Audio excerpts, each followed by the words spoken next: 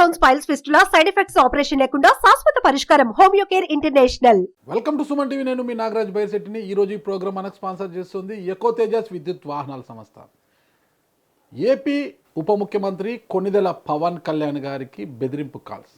ఈ విషయంపై మనతో మాట్లాడడానికి పొలిటికల్ అనలిస్ట్ చందు శ్రీనివాస్ గారు స్టూడియోలో ఉన్నారు. ఆయనతో అడి వివరాలు తెలుసుకుంటాం. నమస్తే శ్రీనివాస్ గారు. నమస్కారం అండి. ఏంటి అసలు నిన్నటి నుంచి ఒకటే కలకలం, నిన్న రాత్రి నుంచి కూడా ఏపీ ఉప ముఖ్యమంత్రి కొణిదెల పవన్ కళ్యాణ్ గారికి ఒక అజ్ఞాత వ్యక్తి కాల్ చేసినట్లుగా వచ్చింది. తర్వాత అతను ఎవరు ఏందనేది పోలీసులు నిర్ధారించారు. అసలు ఏంటి పవన్ కళ్యాణ్ గారిని ఎందుకు టార్గెట్ చేస్తున్నారు? అతను పేషీకి ఫోన్ కాల్ చేసి పవన్ కళ్యాణ్ని చంపేస్తామంటూ బెదిరింపు కాల్ అది. ఎందుకు పవన్ కళ్యాణ్ గారిని ఎందుకు టార్గెట్ చేశారు? ఎవరైనా బిహైండ్ ఎవరైనా ఉన్నారనుకోవచ్చా? తప్పకుండా ఉంటారు. ఎందుకంటే అది ఇప్పటి నుంచి కాదు. ఆయన రాజకీయాల్లో రాకుండా సినిమాల్లో ఉంటే ఆయనకి ఎవరు శత్రువులు కాదు. రాజకీయాల్లో ఎప్పుడైతే వచ్చారో ఆయా వర్గాల వారు కావచ్చు, వాళ్ళ యొక్క పదవి కావచ్చు, వాళ్ళ సీటు కావచ్చు పోద్దనే భయం, ఆందోళన ఈ అన్నిటికీ కారణం. రాజకీయాల కోసం ఏదైనా చేసే పరిస్థితి మనం ఇప్పుడు చూస్తున్నాం. చివరికి ఇంట్లో ఒకళ్ళుగా తోబుట్టువులు కూడా ఏ విధంగా ఉన్నారో మనం చూసాం. జగనన్న వదిలిన బాణం జగన్కి పక్కలో బల్లెంలాగా షర్మిలాగా అయ్యారు. ఆయన కోసం పాదయాత్ర చేసింది 100 కిలోమీటర్లు. చేసిన ఆమె కనీసం ఏ ప్రాధాన్యత లేదు. తన తల్లిగారికి కూడా ప్రాధాన్యత లేదు. తన గౌరవాధ్యక్షుల పదవి కూడా పిలిచి తీసుకున్నారు. సరే, తర్వాత పరిణామాలన్నీ ఆమె కాంగ్రెస్ అధ్యక్షులు కావటం, ఈయన వైసీపీకి అధినేత కావటం, వాళ్ళ మధ్య ఆస్తి తగాదాలు బజారుకి ఎక్కిన పరిస్థితులు మనం చూసాం. అంటే రాజకీయాలు, పాలిటిక్స్ ఏదైనా చేస్తుంది. పాలిటిక్స్ తెలిసినోడే సక్సెస్ అయ్యేది. కాబట్టి రాజకీయాలు ఏ విధంగా చేస్తుంది అనే దానికి మీరన్నట్టుగా ఆయన వచ్చిన తర్వాత మొదటి నుంచి కూడా ఆయన్ని అనేక రకంగా వ్యక్తిగత విమర్శలు చేశారు. మీకు తెలియని కాదు, ప్యాకేజ్ స్టార్, మ్యారేజ్ స్టారు, అనేక రకాలుగా డిఫేమ్ చేయడానికి ఒక ఎత్తు అయితే, రెండు టీడీపీకి జనసేనకి గ్యాప్ తేయడానికి ప్రయత్నం చేశారు. ఆ ప్రయత్నాలన్నీ వీళ్ళ వల్ల కాల. చివరికి కలిసి కూటమి ముందుకెళ్లే తల్లికి ప్రభుత్వ వ్యతిరేకతని క్యాష్ చేసుకోవాలంటే మనం కలిసి సంఘటితంగా వెళ్ళాలని ప్రపోజల్ పవన్ కళ్యాణ్ గారిది. కాబట్టి ఆయన అప్పుడు మళ్ళా శత్రువు అయిపోయాడు అటు అధికార పార్టీకి. ఆ తర్వాత ఎప్పుడైతే బీజేపీతో కలిశాడో నక్సల్స్ ఒక లెటర్ రాశారనేది ఒకటి వచ్చింది. నక్సల్స్ మీరు ఎట్లా లెఫ్ట్ పార్టీలతో ఒకప్పుడు ఉన్న మీరు ఏ విధంగా మళ్ళీ ఇప్పుడు బీజేపీ మతతత్వ పార్టీతో కలుస్తారని చెప్పి అటువంటి వాళ్ళే ఆ తర్వాత క్రమంలో తెలుసుకొని ఆ నక్సల్సే మళ్ళా మీరు నడుస్తున్న ఇది కరెక్ట్, భూస్వామ్య పెత్తందారులకు వ్యతిరేకంగా మీరు పోరాడే తీరు ప్రశంసనీయమని చెప్పి వాళ్ళు మరలా రాశారంటే, అంటే విమర్శించిన వాళ్ళు బెదిరించిన వాళ్ళే ప్రశంసించే పరిస్థితికి పవన్ కళ్యాణ్ గారు వచ్చారు. అదొక ఎత్తు అయితే, రెండు ఒక వైసీపీ నుంచి బహిరంగానే విమర్శలు. ఈ బోరగడ్డ అనిల్ అనే వ్యక్తి, నాగరాజు గారు మీకు తెలియదు కాదు, ఎంత వ్యక్తిగతం చేశాం. జగన్ ఆదేశిస్తే అరగంటలో లేపేస్తాడంట. ఎవరిని? పవన్ కళ్యాణ్ని, చంద్రబాబుని, లోకేష్ని, మొత్తం వాళ్ళ కుమార్తెలను కూడా దూషించాడు. కుమార్తెల్ని మరీ దారుణంగా, ఇంట్లో భార్యల్ని. అతను మాట్లాడే మాట సభ్య సమాజం తలదించుకునే విధంగా ఉంది. ఏమైంది చివరికి? వాళ్ళు ఇప్పుడు ఎక్కడున్నారు? జైల్లో ఉన్నారు. అంటే నోరుంది కదా, ఇష్టం వచ్చినట్టు మాట్లాడకూడదు. ఆ విధంగా బహిరంగ ఇండైరెక్ట్గా సోషల్ మీడియాలో ట్రోల్ చేసి వ్యక్తిగతాన్నం చేసి అంతని మానసికంగా ఎంత ఇబ్బంది పెట్టుంటారు. అయినా ఎక్కడ చెదర్లా బెదర్లా ఈరోజు జాతీయ రాజకీయాల్లో పవన్ కళ్యాణ్ తర్వాతే ఎవరైనా అన్నట్టు పేరు తెచ్చుకున్నాడు. అదొక ఎత్తు. మీరన్నట్టు తర్వాత వారాహి యాత్రలో అధికారం కోల్పోతుందంటే ఎవరు తట్టుకోలేరు. అధికార పార్టీకి సంబంధించిన వాళ్ళు కొంతమంది కావచ్చు, సంఘ విద్రోహ శక్తులు కొంతమంది కావచ్చు, వారాహి యాత్రలు బ్లేడ్లు పెట్టుకొని కత్తులతో తిరిగారు ఆయన గాయపరచడానికి. అది ఈయనకి మొదటి నుంచి సెక్యూరిటీ పాయింట్ ఆఫ్ వ్యూలో ఒక 3 లేయర్స్ ఉంటాయి. ఈయన మార్షల్ ఆర్ట్స్ నేర్చుకున్నాడు కాబట్టి ఇతను సొంతంగా 70 మందిని పోషిస్తాడు. వాళ్ళకి జీతాలు కావచ్చు, వాళ్ళ అకామిడేషన్ కావచ్చు, వాళ్ళ ఫుడ్ కావచ్చు, అంతా సొంతగా. ఎందుకంటే ఒక నటుడికి ఉంటుంది కదా, ఆయన కాపాడుకోవాల్సిన బాధ్యత. ప్రైవేట్ సెక్యూరిటీ ఉంది.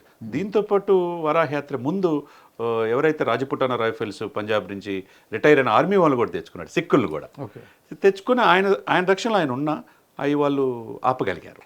ఆ తర్వాత ఇప్పుడు అధికారంలో వచ్చారు.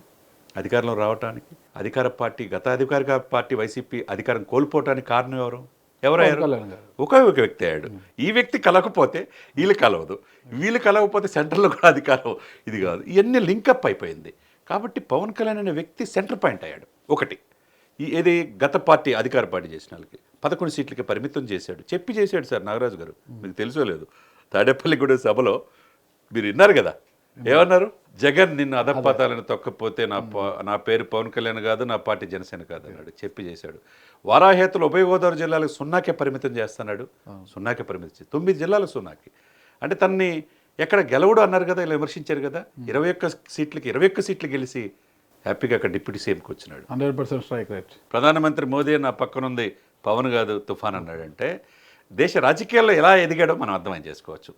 ఒకవైపు వాళ్ళకి కంటగింపుగా ఉంది, సరే మన అధికారాన్ని కోల్పోయేటట్టు చేశాడు కదండి. ఆయా వర్గాల వారు ఈయన్ని ఏం చేయాలనే ఇదిలో వాళ్ళు ఉంటారు, అధికారం కోల్పోయిన వాళ్ళు. సరే అధికార పార్టీలు ఈయన రేపటి రోజున ఏంటి ఎక్కడ ఈ అధికారానికి ఈ సీటుకి ముఖ్యమంత్రికి అడ్డొస్తారనేది కొంతమంది ఆలోచనలు కావచ్చు. వాట్ ఎవర్ యూ వాంట్, అన్ని రకాల ఈయనకి ప్రస్తుతం ముప్పు పొంచి ఉన్నది అనేది వాస్తవం, అన్ని రకాలుగా. అంతే కదండి, ఏమంటారు మన నాగరాజు గారు, మీరు చెప్పండి. పొంచి ఉంది అనుకోవచ్చు, కానీ ఇక్కడ కాల్ చేసింది భార్యను కూడా వదిలేసిన మద్యానికి బానిసైన వ్యక్తి అని, తిరువురికి చెందిన వ్యక్తి. అతను నెల్లూరులో కాపురం ఉంటుంటాడు, ఎక్కువ మద్యం తాగుతూ తిరుగుతుంటాడు అంటాడు.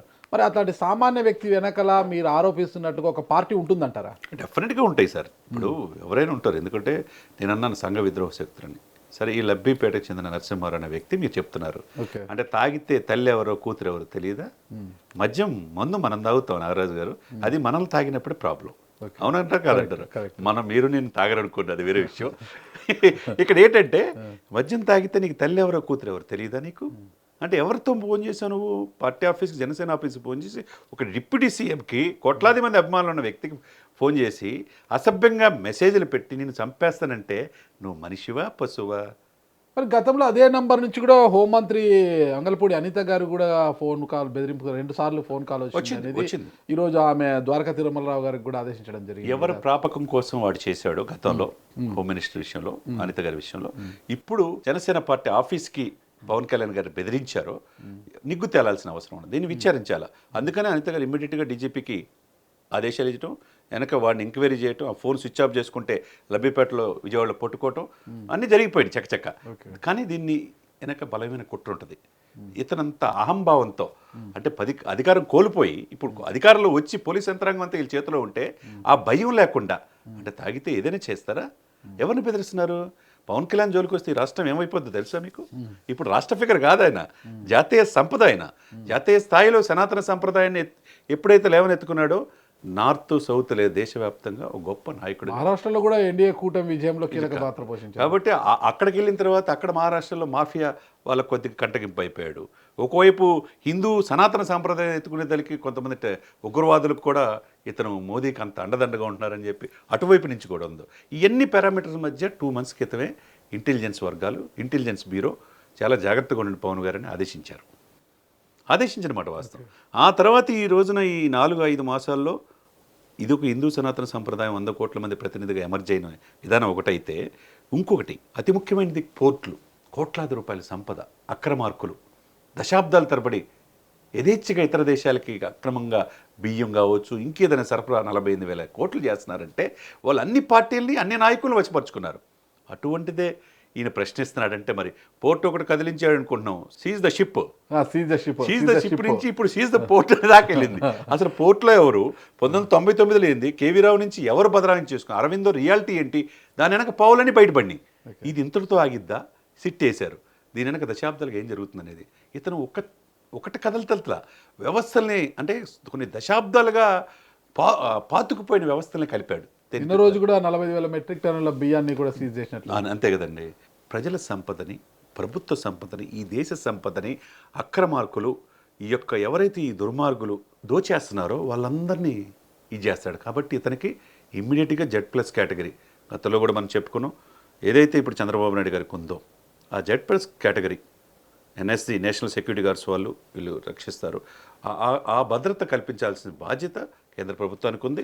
ఇక్కడున్న ముఖ్యమంత్రి చంద్రబాబు నాయుడు గారు కూడా ఆయన లెటర్ రాయాలి. నా డిప్యూటీ సీఎం గారు ఈ రోజున ఎన్డీఏలో చాలా కీలకంగా వ్యవహరిస్తున్నాడు. ఈయన మీద అనేక రకాలుగా ఒకటి పోతే ఒకటి చూడండి ఫ్రీక్వెన్సీ.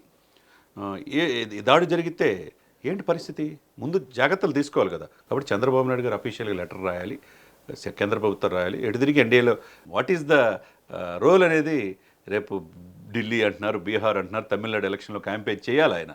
ఆయన కాపాడుకోవాలి. ఆయన కూడా కాపాడుకోకపోతే ఇంకా అటువంటి వ్యక్తి ఇంకా అసలు పుట్టడు అనమాట. అటువంటి పవన్ కళ్యాణ్ అంటే ఒక పవర్ స్టారు, మీకు తెలుసు రాష్ట్ర వ్యాప్తంగా కావచ్చు దేశవ్యాప్తంగా ఆయన ఎక్కడ వెళ్ళినా అభిమానులు ఎలా ఉంటారని తెలుసు. మన మహారాష్ట్రకి వెళ్ళినప్పుడు కూడా ఆయన ప్రసంగానికి ఈలలు కేకలు మనం చూసాం కదా. ఇంత పెద్ద అభిమాన సంఘం ఉంది. రాష్ట్ర ఉప ముఖ్యమంత్రి అన్నా కూడా ఒక బెదిరింపు కాల్ చేయడానికి ఎంత సాహసించింటారట అసలు. అంతే కదా. ఇప్పుడు అందుకనే ఇప్పుడు అభిమానులైనా ఊరుకుంటారంటారా? అభిమానులు అసలు ఇప్పుడు ఇదివరకు పరిస్థితులు వేరు, అప్పుడు ఉన్న టెక్నాలజీ అక్కడికత్త వేరు, సమాచారాలు వేరు. ఇప్పుడు పర్ఫెక్ట్గా సమాచార వ్యవస్థ ఉన్నది, ఆయన కాపాడడం అన్ని లేయర్లు భద్రత ఉంటుంది. ఏదేమైనా కానీ ప్రభుత్వానికి బాధ్యత ఉంది. ఆంధ్రప్రదేశ్ ప్రభుత్వం అడగాలి, Chandrababu Naidu Z plus category letter రాయాలి. ఎందుకు రాయాలో, ఎందుకు కావాలో కూడా ఈ పరిణామాలన్నీ కూడా విశదీకరించి డీజీపీతో పాటు అన్ని కూడా నివేదికలు తెప్పించుకొని కేంద్ర హోంశాఖకి అమిత్ షా గారి లెటర్ రాస్తే కనుక డెఫినెట్గా జెడ్ ప్లస్ కేటగిరీ ఆయనకి అవసరం కూడా. ప్రజలతో నిత్యం తిరిగే వ్యక్తి, 13,336 గ్రామాల గ్రామ సభలు పెట్టి వరల్డ్ రికార్డు సాధించిన వ్యక్తి, ఎప్పుడు 5 శాఖల కోసం ప్రజల్లోకి వెళ్ళాలిగా. నిన్న కడప వెళ్ళాడు, ఏం జరగడానికి జరిగితే ఏంటి పరిస్థితి, ఆయన మీద దాడి జరిగితే, కాబట్టి ఆయన భౌతికంగా లేకుండా చేయాలని అనేక రకాల ప్రయత్నాలు జరుగుతున్నమాట వాస్తవం. దాని నుంచి మనం రక్షించుకోవాల్సిన బాధ్యత అతను ఈరోజు తెలుగు రాష్ట్రాల సంపదే కాదు, అతని జాతీయ సంపద. రేపు దేశ రాజకీయాలను శాసించే పరిస్థితుల్లో పవన్ కళ్యాణ్ గారు ఉన్నారు. ఆ వ్యక్తిని మనం కాపాడుకోవాలంటే ఇమ్మీడియట్గా ఆయనకి రక్షణ కావాలి.